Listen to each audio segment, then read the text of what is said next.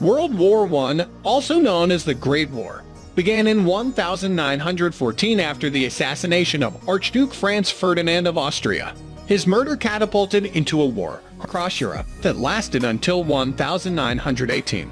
During the conflict, Germany, Austria-Hungary, Bulgaria, and the Ottoman Empire fought against Great Britain, France, Russia, Italy, Romania, Japan, and the United States.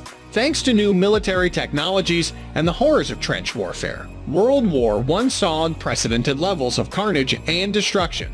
By the time the war was over and the Allied powers claimed victory, more than 16 million people were dead. Before continue, don't forget to like and subscribe to stay up to date with our latest videos. Let's begin.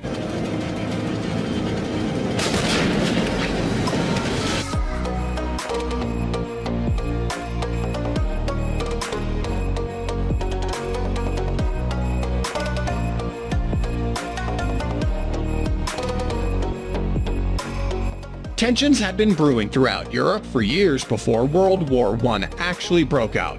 A number of alliances involving European powers, the Ottoman Empire, Russia, and other parties had existed for years, but political instability in the Balkans threatened to destroy these agreements. The spark that ignited World War I was struck in Sarajevo, Bosnia, where Archduke Franz Ferdinand, heir to the Austro-Hungarian Empire, was shot to death along with his wife by the Serbian nationalist Gavrilo Princip on June 28, 1914. Princip and other nationalists were struggling to end Austro-Hungarian rule over Bosnia and Herzegovina. The assassination of Franz Ferdinand set off a rapidly escalating chain of events. Austria-Hungary, like many countries around the world, blamed the Serbian government for the attack and hoped to use the incident as justification for settling the question of Serbian nationalism once and for all.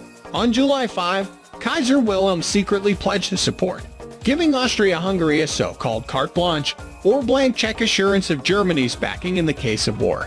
The dual monarchy of Austria-Hungary then sent an ultimatum to Serbia, with such harsh terms as to make it almost impossible to accept.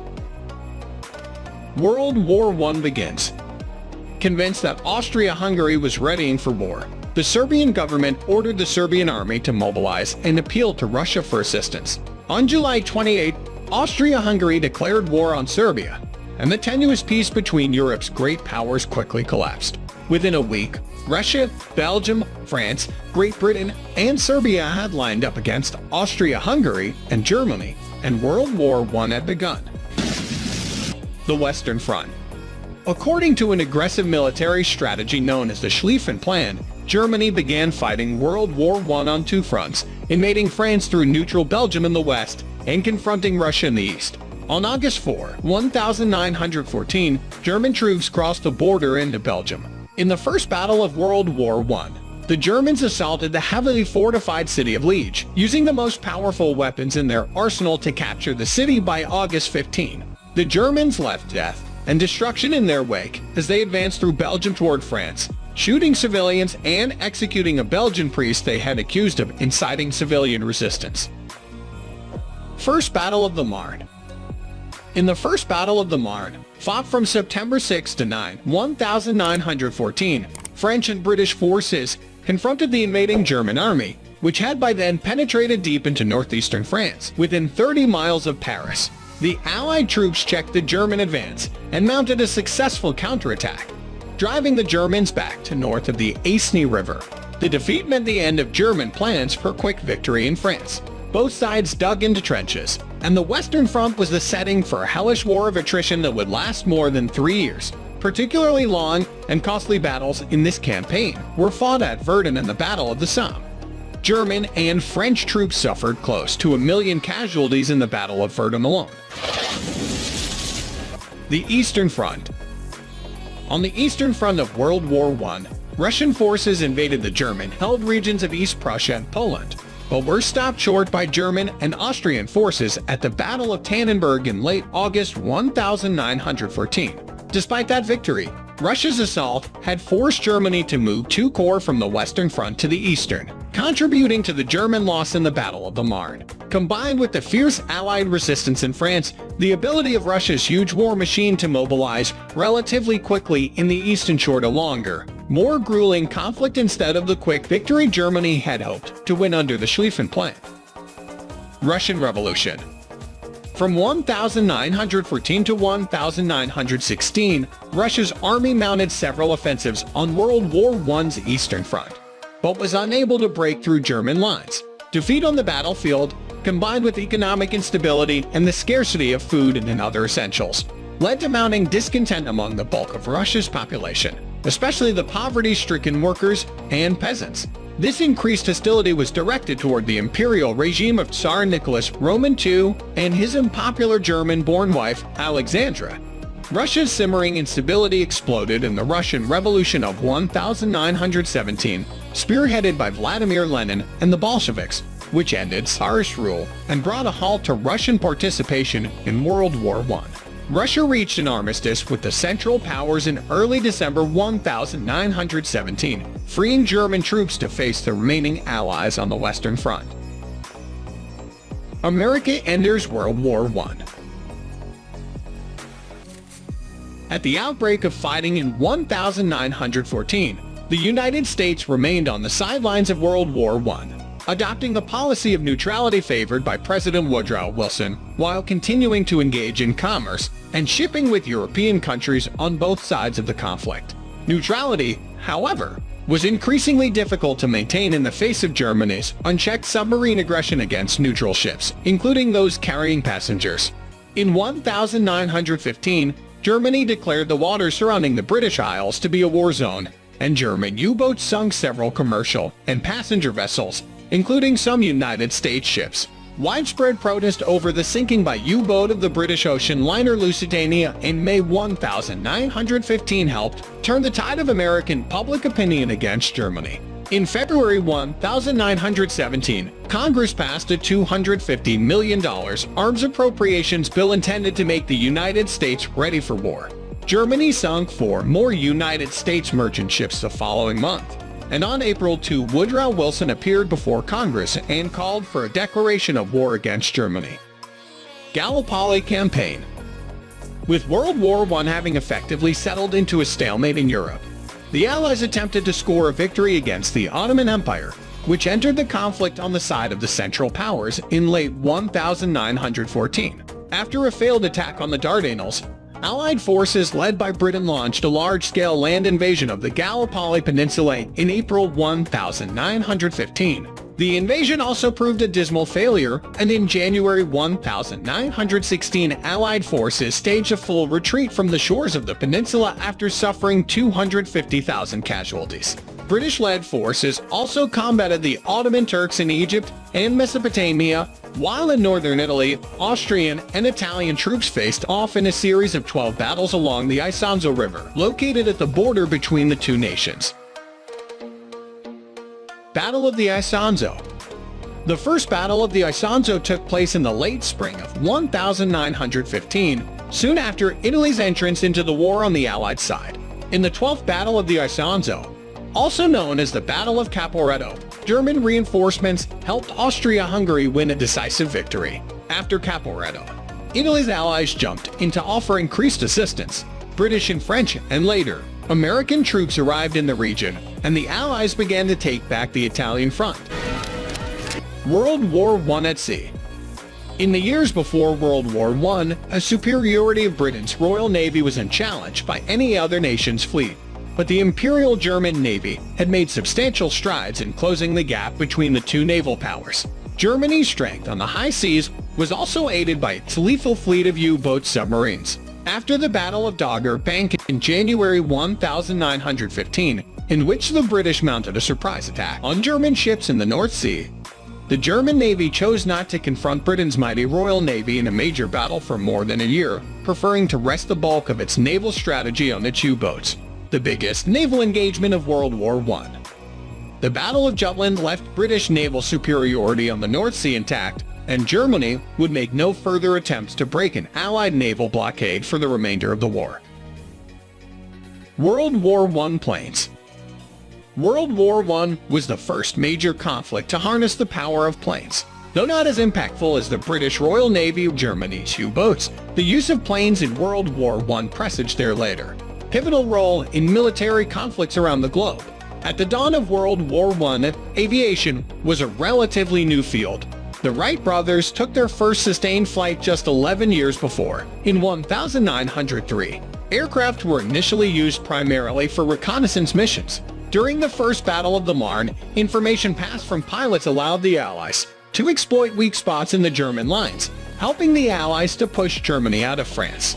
The first machine guns were successfully mounted on planes in June of 1912 in the United States, but were imperfect. If timed incorrectly, a bullet could easily destroy the propeller of the plane it came from. The Morane-Saulnier L, a French plane, provided a solution. The propeller was armored with deflector wedges that prevented bullets from hitting it.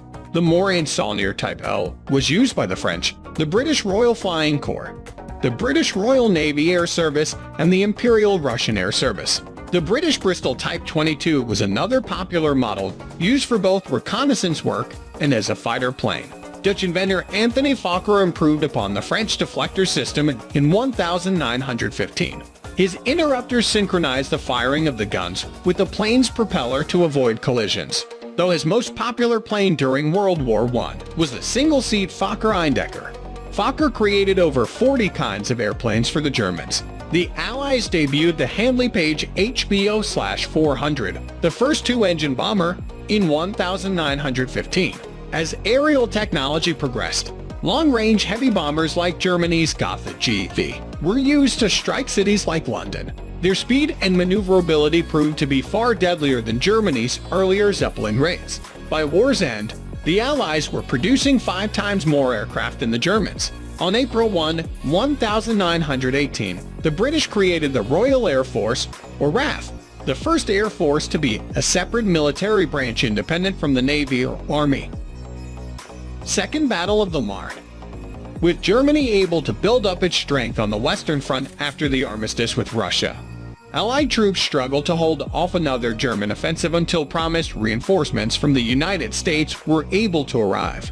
On July 15, 1918, German troops launched what would become the last German offensive of the war, attacking French forces in the Second Battle of the Marne. The Allies successfully pushed back the German offensive and launched their own counteroffensive just 3 days later. After suffering massive casualties, Germany was forced to call off a planned offensive further north in the Flanders region stretching between France and Belgium, which was envisioned as Germany's best hope of victory. The Second Battle of the Marne turned the tide of war decisively towards the Allies, who were able to regain much of France and Belgium in the months that followed. Role of the 92nd and 93rd Divisions. By the time World War I began, there were 4 all-black regiments in the United States military, the 24th and 25th Infantry, and the 9th and 10th Cavalry. All 4 regiments comprised of celebrated soldiers who fought in the Spanish-American War and American Indian Wars and served in the American territories, but they were not deployed for overseas combat in World War I. Blacks serving alongside white soldiers on the front lines in Europe was inconceivable to the United States military. Instead, the first African-American troops sent overseas served in segregated labor battalions, restricted to menial roles in the Army and Navy, and shut out of the Marines entirely. Their duties mostly included unloading ships, transporting materials from train depots, bases and ports, digging trenches, cooking and maintenance, removing barbed wire and inoperable equipment, and burying soldiers. Facing criticism from the black community and civil rights organizations for its quotas and treatment of African-American soldiers in the war effort, the military formed 2 black combat units in 1917, the 92nd and 93rd Divisions. Trained separately and inadequately in the United States, the divisions fared differently in the war. The 92nd faced criticism for their performance in the Meuse-Argonne campaign in September 1918. The 93rd Division, however, had more success. With dwindling armies, France asked America for reinforcements, and General John Pershing, commander of the American Expeditionary Forces, sent regiments in the 93rd Division to over. Since France had experience fighting alongside black soldiers from their Senegalese French colonial army, the 93rd Division's 369 Regiment, nicknamed the Harlem Hellfighters, fought so gallantly with a total of 191 days on the front lines, longer than any AF regiment. that France awarded them the Croix de Guerre for their heroism. More than 350,000 African-American soldiers would serve in World War I in various capacities. Toward Armistice. By the fall of 1918, the Central Powers were unraveling on all fronts. Despite the Turkish victory at Gallipoli, later defeats by invading forces, and an Arab revolt that destroyed the Ottoman economy and devastated its land, and the Turks signed a treaty with the Allies in late October 1918. Austria-Hungary, dissolving from within due to growing nationalist movements among its diverse population, reached an armistice on November 4. Facing dwindling resources on the battlefield, discontent on the home front, and the surrender of its allies, Germany was finally forced to seek an armistice on November 11, 1918, ending World War I. Treaty of Versailles. At the Paris Peace Conference in 1919, Allied leaders stated their desire to build a post-war world that would safeguard itself against future conflicts of such devastating scale. Some hopeful participants had even begun calling World War I the war to end all wars. But the Treaty of Versailles, signed on June 28, 1919, would not achieve that lofty goal.